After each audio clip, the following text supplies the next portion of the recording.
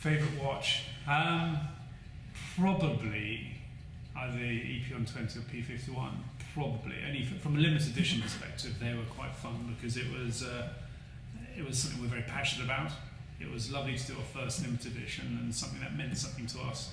But if you look at the core range, I mean, if you look at the design, Giles was, I remember sitting down at the table, you were more P, when you Alt 1P when you first started, and that was Giles' inspiration. Mine was the Alt 1C.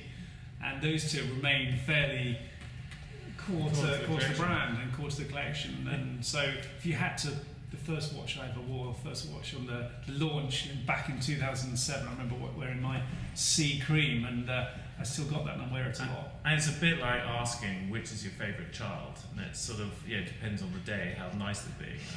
And Martin Baker for us it's quite an iconic watch at Martin Baker because it's the first Faraday cage, vibration mount, rotor click. It's got so much in it, that watch, and it's been a wonderful ongoing partnership, and it really triggered us in the military space to do a lot. So that's been a very big watch for me. But I think every day something slightly different. Favorite part of our job, I think it's so diverse, and everyone sees us our marketing or champagne events, all that sort of stuff, but we are an engineering business, and that is making something which is ridiculously complicated to micron scale in a country where they haven't built watches for many years, and working with hundreds of suppliers in a very complicated and competitive space. So the challenges of our job is everything. It's from an engineering to running boutiques to selling watches globally and marketing and everything else. So it is so diverse. But ultimately, I think we both got into it because the love of building watches.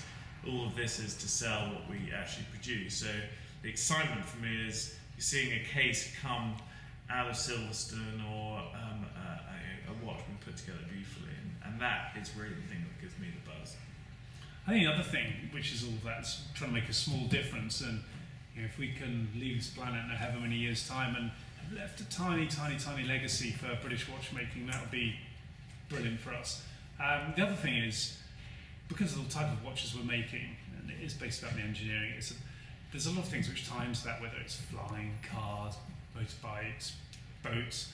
They're all very similar. The sort of people who are into those things tend to be really interesting. And for example, tonight we've got a Bremont Ventures Club, and the people turning up, honestly, really, really interesting, genuinely interesting. Each person you chat to for hours, and that is a lovely part of the business, and I can't imagine you get that in some industries, I imagine. Yeah, definitely.